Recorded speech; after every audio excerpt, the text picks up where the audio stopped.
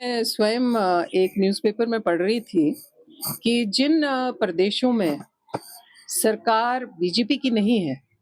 बेशक वो वहाँ की अपनी स्टेट की पार्टी की है या कांग्रेस की है, तो वहाँ पर दिल्ली की सरकार कोशिश कर रही है कि वहाँ पैसे ना दिए जाएँ। लोगों में एक भावना आए कि भई ये सरकार निकम्मी है, ये कोई कार्य नहीं कर सक रही है, ना लोगों की जो सामाजिक बेसिक पेंशन हो या कोई भी और चीज़ है उसको पूर्ण रूप से नहीं दे रही है, तो वो उस सरकार को लोगों के सामने बिल्कुल विफल करने की कोशिश कर रहे हैं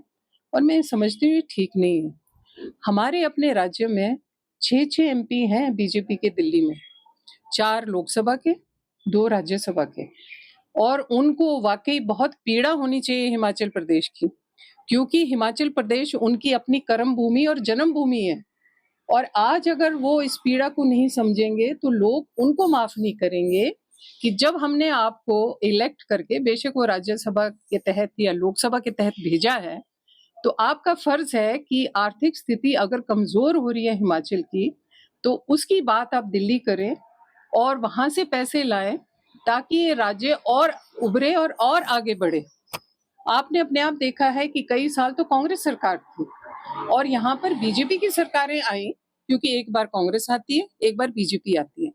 लेकिन ऐसा कभी भी कांग्रेस ने नहीं किया कि जो आर्थिक किसी भी स्टेट का, खास करके हिमाचल का बनता था उनका अपना परसेंटेज, वो परसेंटेज पूर्ण रूप से दिल्ली में कांग्रेस की सरकार ने हिमाचल को भेजी, कोई मतभेद नहीं किया। और यहाँ तक कि यहाँ के प्रोजेक्ट्स बहुत अच्छे-अच्छे, मनमोहन सिंह जो हमारे पहले प्राइम मिनिस्टर थे, उन्होंने दिए और पूर्ण रूप से वर्ल्ड बैंक का जो पैसा था इन प्रोजेक्ट्स के लिए, उन्होंने हिमाचल प्रदेश के लिए दिया। ये अलग बात है, किसी भी प्रोजेक्ट को ज़मीन पर आना और उसका बनने में समय लगता है। तो मैं समझती हूँ इन लोगों को ये नहीं बोलना चाहिए, इन लोगों को इसकी जगह कोशिश करनी चाहिए, बेशक आपके जो एमएलए हैं हिमाचल प्रदेश में और एमपी, सब मिलके जाएँ दिल्ली में, फाइनेंस मिनिस्टर और प्राइम मिनिस्टर को मिलें और बोलें कि कई-कई जगह हैं जहाँ पे किसी न किसी रूप से आपदाओं की वजह से या कोई और वजह से हिमाचल में दिक्कत आई है, उसका पूर्ण रूप से आप हमें सहयोग दें और साथ में आप कोई भी आर्थिक जो स्थिति है हिमाचल प्रदेश की, उसको डगमगाने नहीं दें। ये होली उत्सव जो है, ये बहुत पुराना इसका इतिहास है।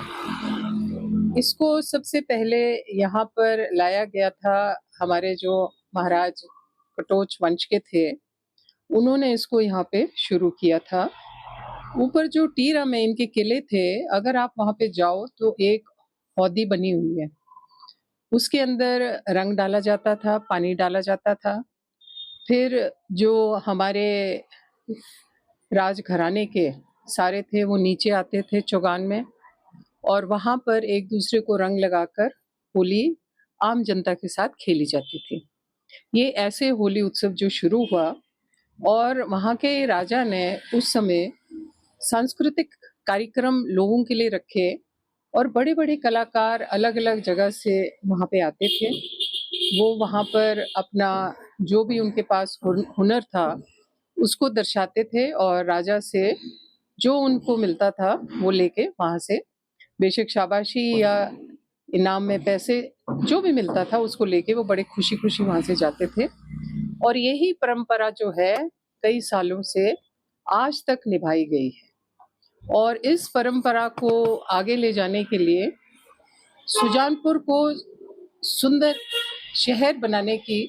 बड़ी कोशिश की गई और मैं समझती हूँ कि अब जिस तरीके से सुजानपुर बहुत सुंदर बन गया है, इसका श्रेय मैं आज जो सरकार बैठी है उसको ज़रूर दूँगी, क्योंकि 2 साल में वहाँ पे मैंने बहुत परिवर्तन देखा। वहाँ पर जो बढ़िया-बढ़िया ट्याले, बढ़िया-बढ़िया रेन शेल्टर्स लोगों को बैठने के लिए, बसों के लिए और जिस तरीके से वहाँ पर लॉन का विस्तार और वो उनकी सफाइयाँ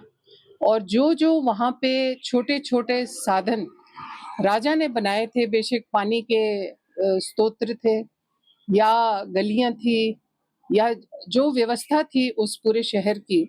उसको और भी अच्छी तरह से बनाया गया है।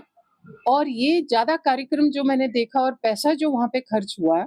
वो मैंने इन 2 सालों में मैंने देखा कि बहुत पैसा खर्च हुआ है और सुजानपुर की सुंदरता और बढ़ गई है।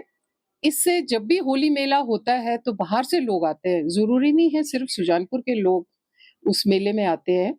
मंडी के भी आते हैं, कांगड़े के भी आते हैं, बिलासपुर के भी आते हैं, नज़दीक के जिलों के लोग आते हैं और जब एक शहर और सुंदर हो जाए, तो लोगों को और ज़्यादा प्रशंसा होती है और उसको भी देखते हैं और होली के मेले का जो आनंद है, वो भी भरपूर लेते हैं। हमसे जुड़े रहने के लिए हमारे YouTube चैनल को सब्सक्राइब करें और नई वीडियो की नोटिफिकेशन के लिए बेल आइकॉन को दबाएं। अगर आप ये वीडियो Facebook पर देख रहे हैं तो लाइक जरूर करें और ज्यादा से ज्यादा शेयर करें। इसी तरह के और भी अपडेट्स के लिए फॉलो करें हमारा Instagram पेज himachal.kesri।